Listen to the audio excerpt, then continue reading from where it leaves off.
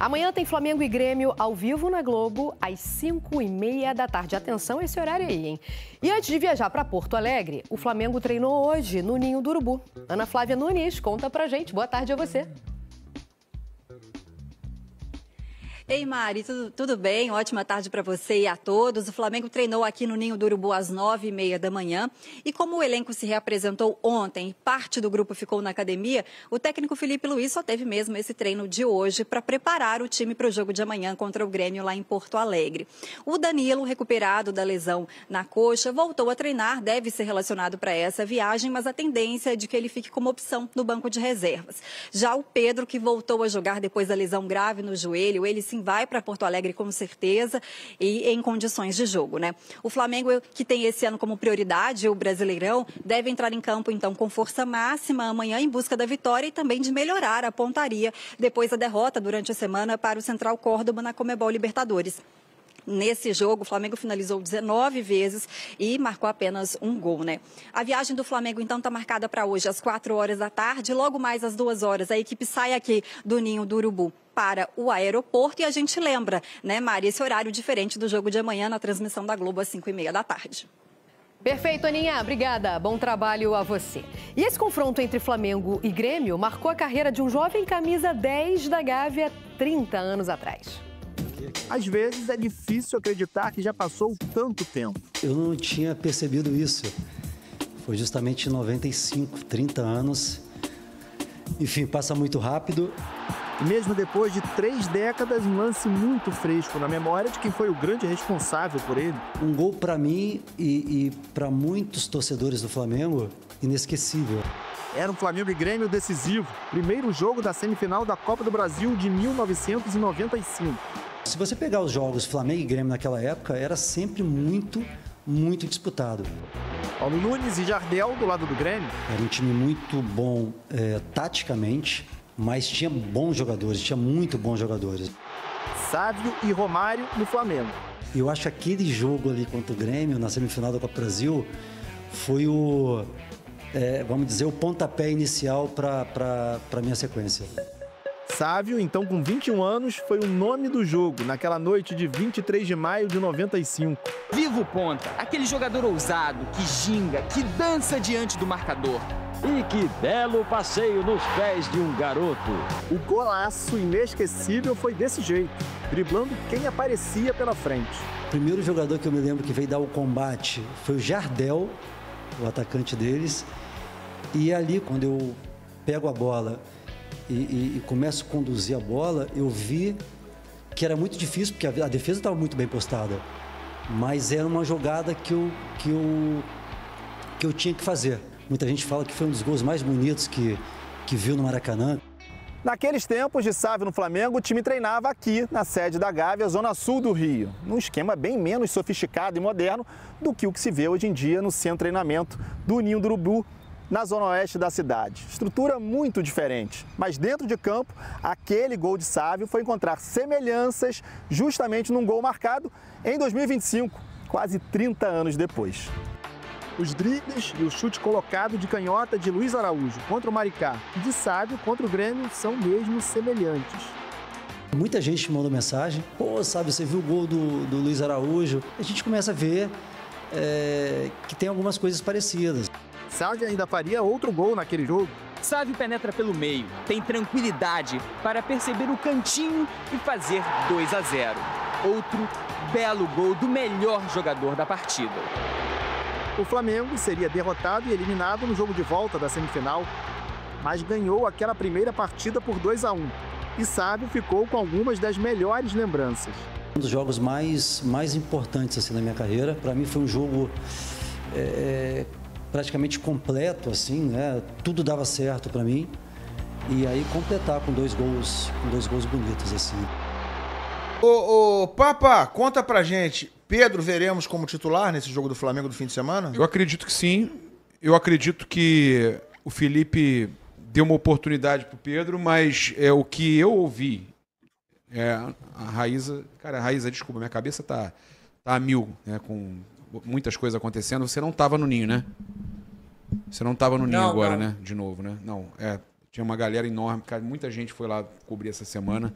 Teve uma apresentação do sócio-torcedor, e aí o Danilo estava lá, a gente conversou com o Runco, conversou com os fisioterapeutas, conheceu as estruturas todas, viu tudo o que acontece no Ninho.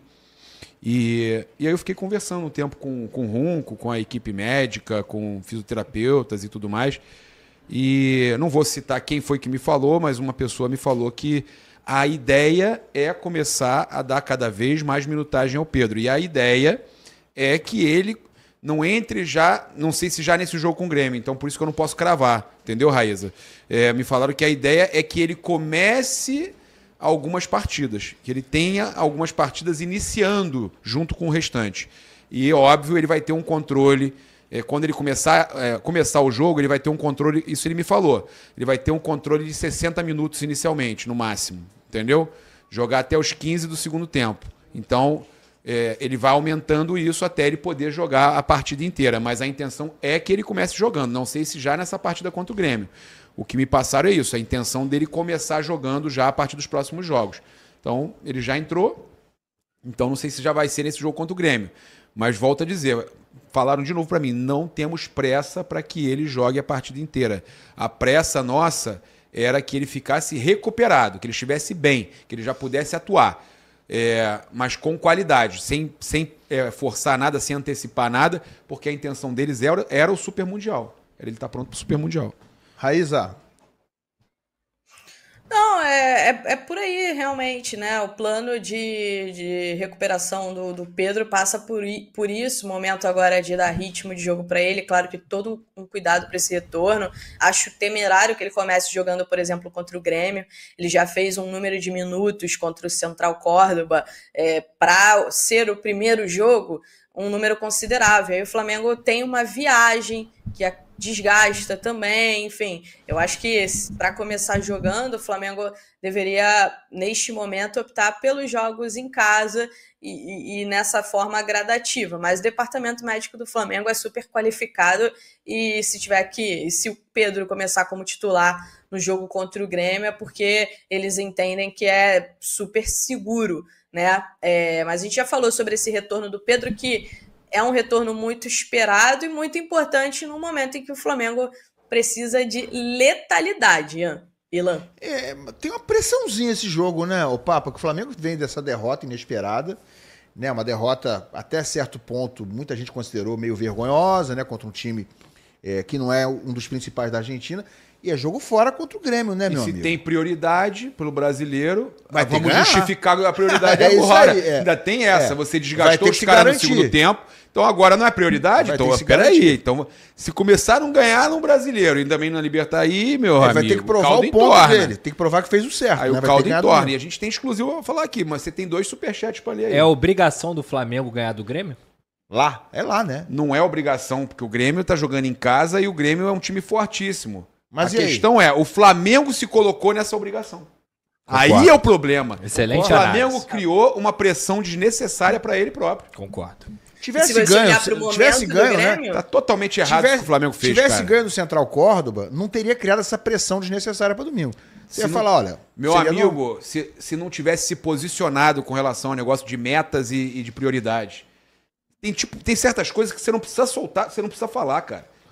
É melhor você deixar... Tem certos... Bom, mas aí ele ia poupar 3, a gente ia Você coloca saber. a meta lá na hora que você vai fazer lá as metas de orçamento. Planejamento, você coloca, olha, tem que chegar na semifinal de tal campeonato, tem que chegar entre os 3 do brasileiro. Você já está dizendo que você vai disputar. Você já está dizendo que você vai... tem que chegar na semifinal da Copa do Brasil. Você já está dizendo que você vai disputar. Tem que chegar na semifinal da Libertadores. Você está dizendo que você tem prioridade aquilo ali. Se você botar que você tem que chegar entre os 2 primeiros do brasileiro... Você já está dizendo que você quer ser campeão brasileiro. Você vai tentar pelo menos ser campeão brasileiro. A partir do momento que você coloca como uma obrigação ganhar o brasileiro e fala que é prioridade e que vai pagar mais por aquilo ali, você está gerando uma pressão totalmente desnecessária e essa cobrança toda. Todo mundo falando, tá vendo aí? Poupou porque é prioridade. Cara, se você não tivesse falado nada... Poupamos, fizemos um controle de carga, você consegue conduzir sem pressão. O Flamengo se colocou numa situação de pressão. É simples. Planejamento, que o Textor errou, o Flamengo errou no planejamento e também na questão de de pensar na temporada. Quando você pensa na temporada dessa forma, você já está se colocando em um estado de pressão. Simples. Se não ganhar do Grêmio, vai ser cobrado, né, Raíssa? Se não ganhar, vai ser cobrado. E se ganhar, sabe o que vai ser dito? Fez mais que obrigação. Porque perdeu quarta-feira para poupar pro jogo contra o Grêmio, então fez a obrigação de ganhar contra o Grêmio. Fala, Raíssa. O Flamengo realmente se colocou nessa situação e ela é ainda mais agravante se você olhar para o momento do Grêmio, né? Que não é um momento muito bom. O Grêmio é um time que tem muitas fragilidades, um time que defensivamente é muito frágil. Então, se você olhar tudo isso, o Flamengo chega muito pressionado a vencer esse jogo contra o Grêmio lá em Porto Alegre, o que, enfim, em situações normais não seria nenhum absurdo não vencer lá. Agora o Flamengo vai ter, Ilan, o retorno do Danilo, muito provavelmente. O Danilo treinou hoje com o grupo, tá tudo certo. Estava liberado desde ontem, tá, Raíssa? Ele estava liberado desde ontem. Ele estava liberado desde ontem, mas os jogadores estavam de folga. Então, com o grupo é hoje, mas ele já estava liberado desde ontem.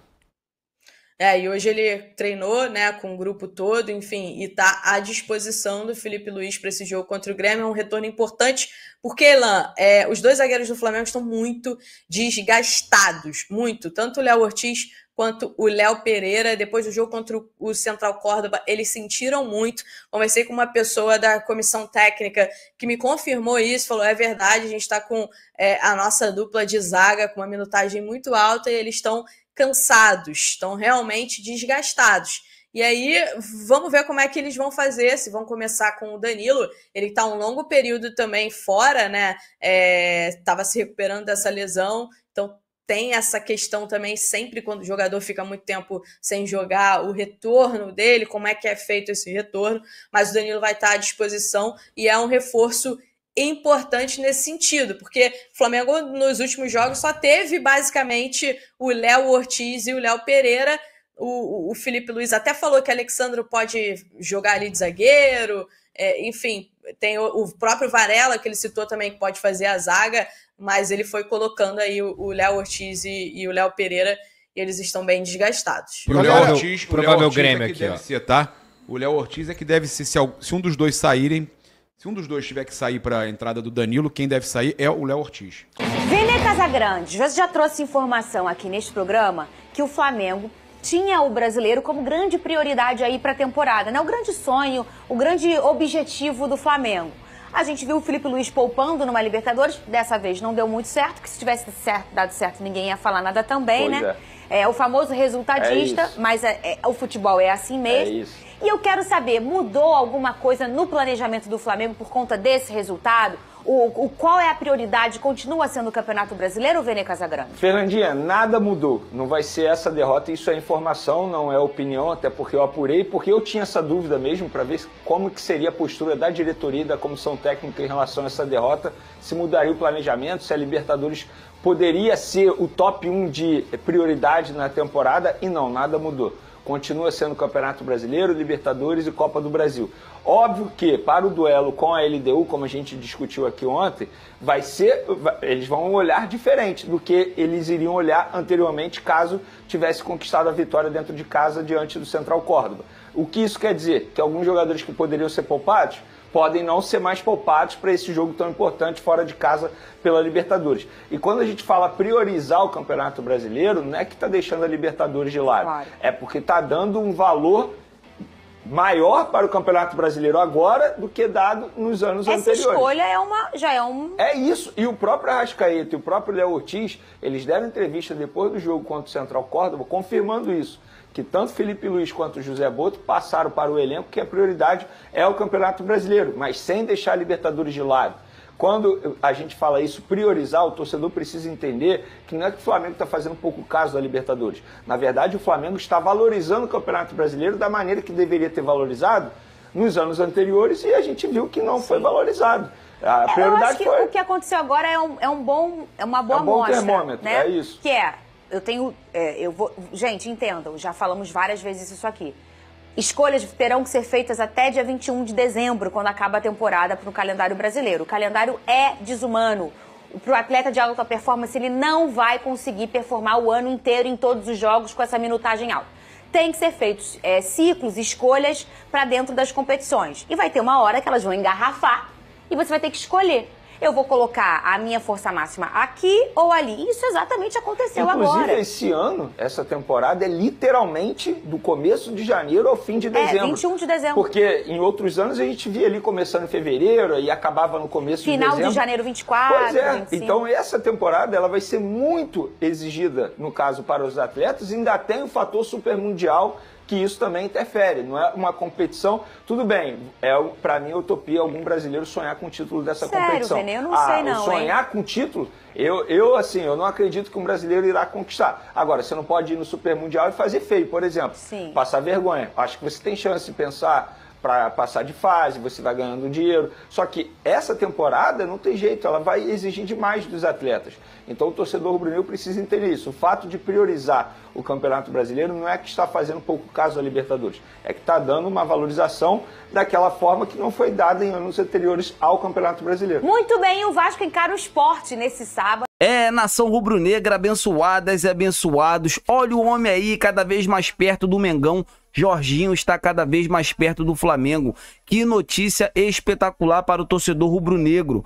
O Flamengo também tem o Andrés Pereira como prioridade, mas ambos jogadores vêm somente na janela do meio do ano. Então, torcedor rubro-negro, calma. O Flamengo tá negociando, o José Boto tá tentando adiantar o máximo possível, tanto com o empresário do Jorginho, como com o empresário também do Andrés Pereira. São jogadores qualificados, são jogadores de altíssimo nível, né, de altíssima qualidade. Então, assim, gosto muito do jogador. Amanhã também vou trazer uma excelente notícia para o torcedor rubro-negro. Na partida contra o Grêmio, o P9, o artilheiro Pedro, pode começar entre os titulares. Então, assim, o Flamengo dando uma minutagem. A ideia do Flamengo é usar pelo menos o Pedro nos 45 minutos iniciais, né? Para o jogador tá começando a soltar ali a musculatura, né? Sentir aquele ritmo de novo, né? Então, assim, muito bom. Que notícia boa, né? O Flamengo vem trabalhando intensivamente com o Pedro para que o jogador possa se recuperar cada vez mais, possa ficar 100% o mais rápido possível para ajudar o Flamengo, porque a gente tá vendo o Flamengo perdendo diversos gols,